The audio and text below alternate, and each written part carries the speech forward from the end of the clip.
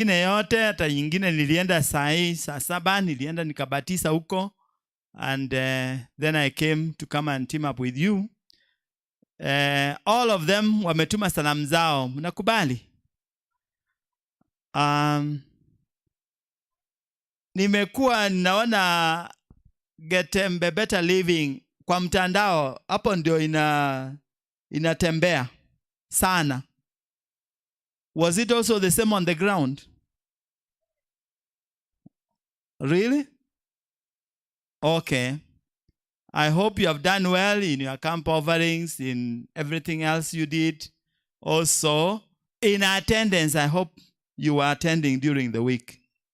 Maana wakati mwingine tunakuwa na wageni, and somebody accused us kwa mtandao niliona kwamba the camp meetings in Kisii akaweka kanisa na viti kama hizi, they are all empty. Wageni wachache tu, watu kama hao ndio wako huko. Na akasema kwamba this is the new trend of the camps in Kisii. Was it the same here? That's good if you were attending. Kuna mengine pia ambayo nilitembelea na nikapata very good attended, like Ekom, like Ketangi, several of them that I went, like Kamariba, nilipata kwamba they were attending very well. Only one statement ambayo I have been sharing around. We have a growing concern, and a serious one, that here in South Kenya, tumekuwa na mulipuko wa kundi ambalo limepotoka au limetoka nje ya kanisa. Na hilo kundi ambalo limeenda nje, I don't know, they have a ministry now. I don't know what they call it, Shiners or something, whichever. Lakini they are accusing us of some things. One of the things they have accused us of, wakati unapowazuru, wanasema kwamba nyinyi siku hizi makwaya yenu ni dance wako nayo. Etengo yoka mole. That's what they are telling us. I don't know whether they have a point or not, but I guess you know what. Kingine ambacho wanasema kwamba ni biashara tu mko nazo. I don't know whether we have resorted into business, but they know how. Another one ambayo they are accusing us seriously is that we no longer uphold the standards of the church as regards spirit of prophecy. Wanasema kwamba atuzingatii mafundisho ya malaika watatu jinsi vile tumeyapata na ujumbe wa Ellen G. White. Kwa njia gani? In matters health reform, lifestyle. Kwamba siku hizi you hardly differentiate between us and wengine. Before, if you went to the street, you will clearly know kwamba huyu ni msabato anaenda kanisa, na huyu mwingine ako vitu zake. But these days, for sure, if you are in the town, you will not know whether somebody is going to church unless labda muone na Biblia. There is hardly a difference. Hata ile concept kwamba my dress, my choice, ni kama in quotes, we embraced it. And anything goes. So these people are also raising a genuine concern about us. And we need to revise how we depict ourselves, which standards we are maintaining as a church. Lakini sasa kila ambacho which is doctrinal, which is the key factor ambayo which they have come up with, na hiyo hatukubaliani nao hata kidogo, is a concept wanasema kwamba kataa utatu. They are saying that the concept of the Trinity is a foreign concept. It was borrowed from the Roman Catholic Church, and it came in 1981. And so therefore hii ni ya upotofu. Wanasema kwamba there is only one God, and that one God is the Father. Wengine ni a deputy na mwingine ni senior teacher. Sasa for that one I have to talk about it briefly. Do we still believe that there is God the Father, God the Son, and God the Holy Spirit? Do we still believe that? Je, in creation kwa uumbaji, ninaona in Genesis 2 Mungu akisema kwamba let us make man in our image. Is that plural or singular? It is plural. So it means that it was more than one. Napokuja in Matthew 28 verse 19, Biblia inasema kwamba Yesu alisema kwamba endeneni kote ulimwenguni, go unto all nations and make disciples of all nations. Then you baptize them in the name of the Father. Hivyo ndio inasema. Nyinyi nyote mkipatwa na hao watu, ninaona mkienda kubatizwa kwa bahari. Anyway, alisema kwamba muwabatize katika jina la Baba na Mwana na Roho Mtakatifu. Wakati Yesu alikuwa anabatizwa in Matthew 3 or in John 2, unaona Yohana anasema kwamba alionyeshwa na Roho kwamba yule ambaye nitakupatia ishara, the one that I will give you a sign, ujue kwamba huyu ndiye yeye. And then the sign that came ni ile kwamba kulikuwa na njiwa, diruma, ambaye ilikuja, Roho Mtakatifu alikuja kama njiwa, ikaja juu ya kichwa cha Yesu. Ndipo sauti inatoka juu inasema, kutoka mbinguni inasema kwamba huyu ndio mwanangu na kwake ninafurahia. So you see there kwamba the concept of the Trinity is still there. If you were to go to the book of Colossians, uanzie chapter 2 and 3, utaona Paulo anaeleza vizuri sana kwamba without Christ, without him, it was not possible to create. Why? Maana in 1 Peter chapter 1 verses 20 and 21, Biblia inasema kwamba Jesus Christ is the lamb that was slain before the foundation of the world. Without that lamb dying, haingewezekana kwamba creation will have been done. And in Colossians 2:9 inasema kwamba in Christ, that's where the Godhead inakaa bodily kwa mwili. So unapoitisha Kristo kwa moyo wako, you have actually invited the Father and the Holy Spirit right into your heart, because you can't have one without the other. So aya yote yako katika, you can clearly see them, all that, right from the Old Testament to the New Testament. Lakini sasa I want to raise another question. Nilikuwa na mwalimu ambaye alinifundisha for a very, very long time, and he had his own style of teaching, and I got used to it. Alikuwa ananiambia kwamba the best way is always to ask questions that makes people start thinking. So I always ask questions. Sasa wacha niwaulize,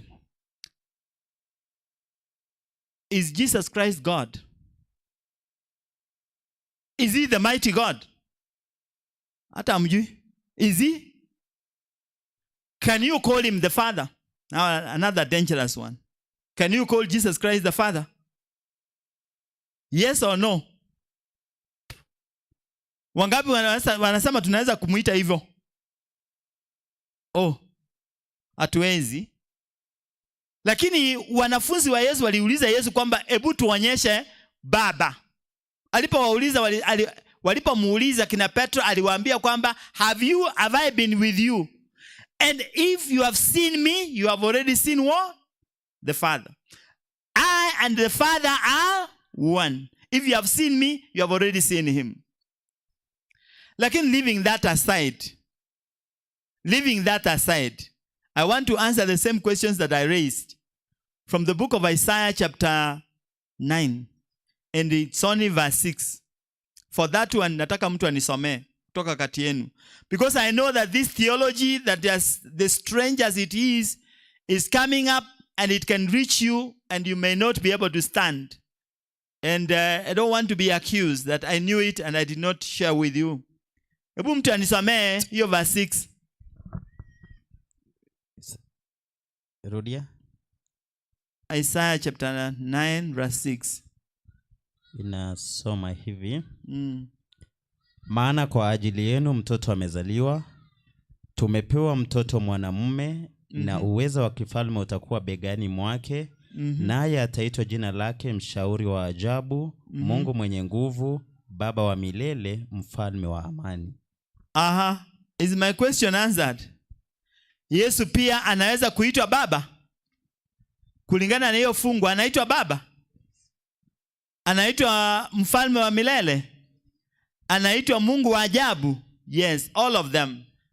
Yesu na Baba are one and the same. So, na Yesu alisema hivi, do not believe every spirit. In the first letter of, the first letter of John, anaandika na kusema kwamba do not believe every spirit. Kuna other spirits that have gone out which are lying. Na anasema kwamba msiamini hizo. Anasema kwamba any spirit which does not testify of me, kwamba I have come in the flesh, that spirit has not come from the Father. Hiyo ni ya uongo, mini ya ukengevu, ni ya udanganyifu. So we have to be very careful what we receive, what we accept as truth. And if you get something that is strange to you, please do not hesitate to either contact your pastor or your elder to be sure that you know. Do not go to Google for answers, because Google, for spiritual matters, it has no answers. It will give you strange answers which are not in tandem with our faith or with our understanding of the Bible. So hivyo ndio nilikuwa nataka mjue. Na Ellen White, sasa hawa watu wamekuja wanaambia watu kwamba tutoke nje because hii kanisa imekuwa Babylon, na we are going to go. Wanasema kwamba Yesu anarudi in 6 years. Ellen G. White alisema kwamba after 1844 there will no longer be a time setting. Any message which is time bound, which is setting a date for his return, will be false. Lakini wao wanasema kwamba in 6 years Yesu anarudi. Na wanasema kwamba hivyo chochote uko nacho kalie kula, maana in 6 years utakula. Kama unapanga kujenga nyumba ambayo inaenda juu sana, usijenge, because in 6 years itakuwa nini? Itakuwa majifu. Ellen White pia alionyesha kwamba kanisa hili ni kama meli, na hiyo meli it will be shaken towards the end. Itapata machafuko kwa bahari. There will be waves. Mavumbi yatakuwa makali, lakini anasema kwamba it will not sink. Aliambiwa kwamba stay on board because it will make it a show. Itaenda mpaka mwisho. So do not be shaken ukiona kwamba labda imegongwa hapa, labda tumewekwa kwa mtandao, tumewekwa wapi, kwa redio au kwa runinga. So unasema kwamba I should go out. You stay in because this church is going to make it to the end. If you go outside, you'll be lost. For the elders who are here, let me see the elders who are here. I also don't know whether your pastor is here, but you are elders. You are the people that take care of the pulpit. Be very strict with who you give the pulpit. For now, you may not know whom you are inviting. If you invited somebody ambaye atakuja afundisha apostasy with this warning, we will discuss you, because you will be part of that person. Now, of course, you are supposed to stop if something like that is happening. So, be very careful whom you invite. Always just check with your pastor, do a background check. Just know that the person you invite and give the pulpit is actually safe. Mungu awabariki kwa jina la Yesu.